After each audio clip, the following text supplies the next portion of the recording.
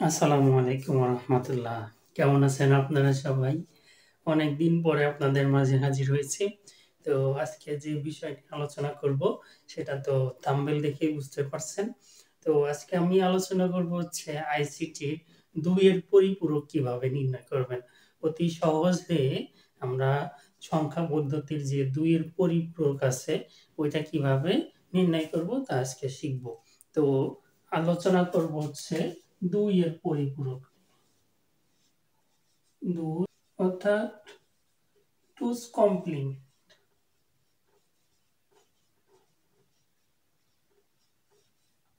2's complement নিয়ে আলোচনা করব। তো 2's কমপ্লিমেন্ট আমরা কখন করব? যখন আমাদের প্রশ্নে বলা হবে যে ২০ থেকে ২২ বিয়োগ করো যোগের মাধ্যমে। তো বিয়োগ আবার যোগের মাধ্যমে কিভাবে করে?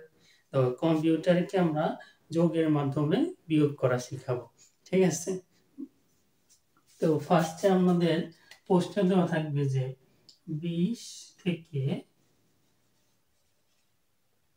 ২২ বিয়োগ করো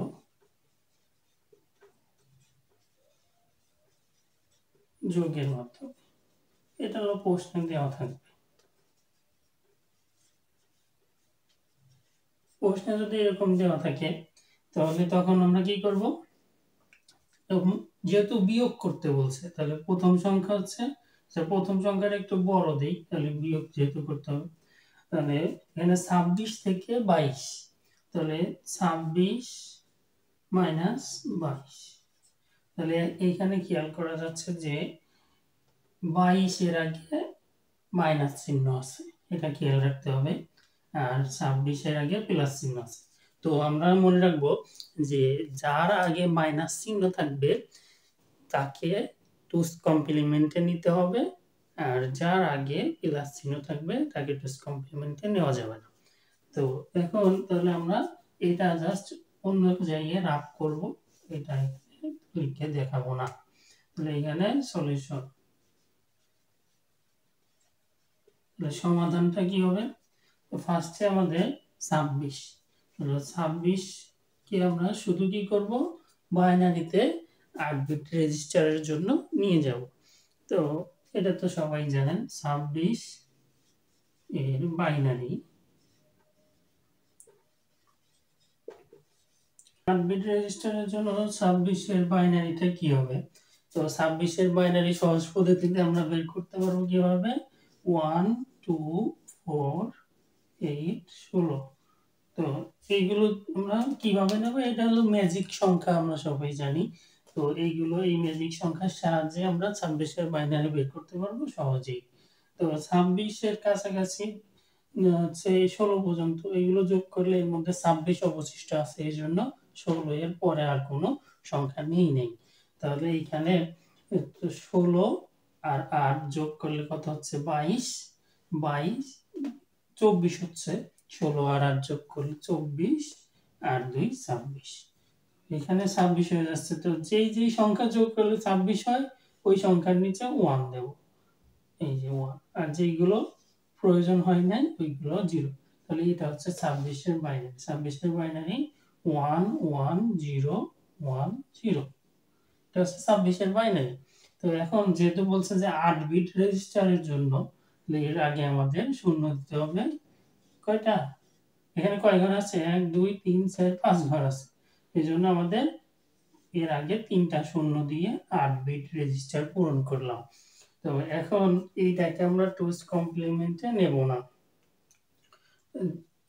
যেহেতু এই যে ২২ এর আগে মাইনাস চিহ্ন আসছিল, কারণ ২৬ মাইনাস ২২, এই ২২ এর আগে মাইনাস চিহ্ন আসছিল। তো ২২ কে আমরা 2's কমপ্লিমেন্টে নেব। তাহলে এর জন্য আমাদের ২২ এর বাইনারি নির্ণয় করতে হবে। ২২ এর বাইনারি ৮ বিট রেজিস্টারের জন্য। হলো বাইনারি ২২ এর বাইনারি, তাহলে ১৬ আর ৮, তাহলে ১৬ আর ৮, ১৬ আর ৮ নিলে ২৪ হয়ে যাচ্ছে, সেজন্য ৮ নেব না, এখানে 0 হবে। এইখানে কত হবে?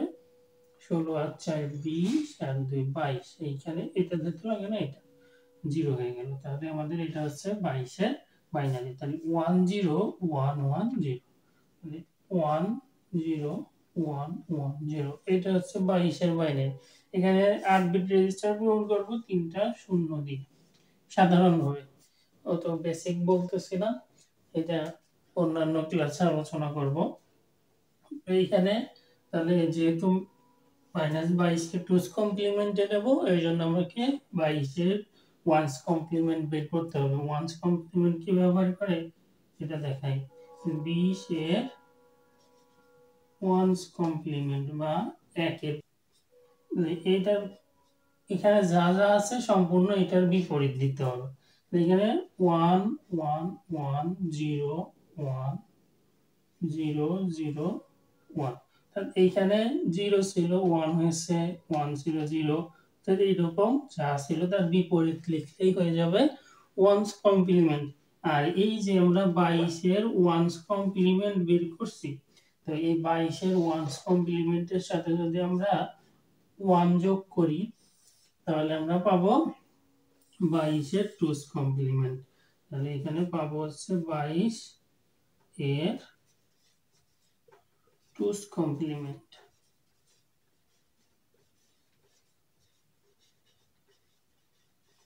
22-এর টুস কমপ্লিমেন্ট এগুলো যোগ করে পাবো। আমরা জানি যে 1 আর 1 যোগ করলে 2 হয়, 2 তো আর লেখা যায় না, এজন্য যেহেতু এটা বাইনারি 2 দ্বারা বিয়োগ করব, বিয়োগ করলে হয় 0, তাহলে এই জন্য আমরা এখানে 0 লিখব। হাতে যেহেতু একবার বিয়োগ করছি 2, এই জন্য হাতে আমাদের 1 থাকবে। যদি 2 বার 2 বিয়োগ করতাম তাহলে হাতে 2 থাকতো। ঠিক আছে, তাহলে 1 এখানে আসলে 1 হয়ে যাবে। আর যেহেতু আর কোনো যোগ করে নিচে কোনো সংখ্যা নেই, যা আছে তাই বসাই দেব। 0 1 0 1 1 1, এইটা আমরা পেয়ে গেলাম হচ্ছে 22-এর টুস কমপ্লিমেন্ট।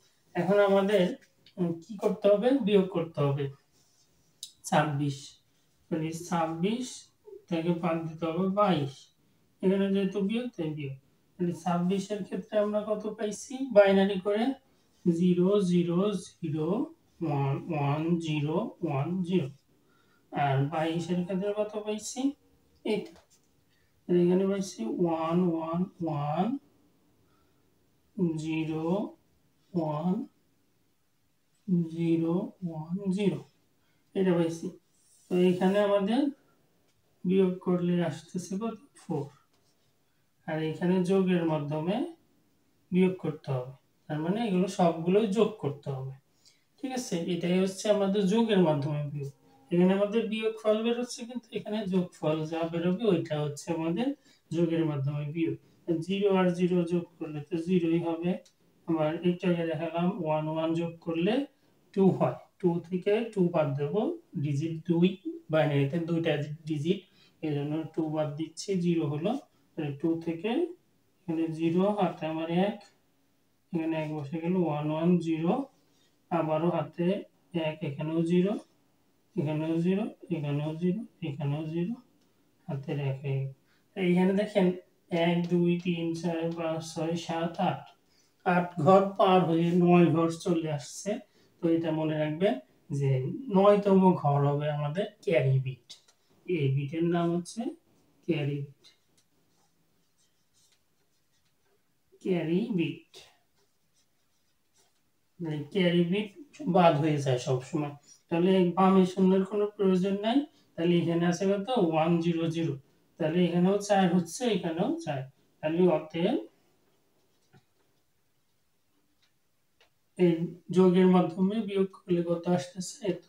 তাহলে এখানে লিখে দেব যে এই সংখ্যাটা লিখে দেবেন, অতএব অ্যান্সার সমান হবে আমাদের 1 0 0, এটা সমান 4।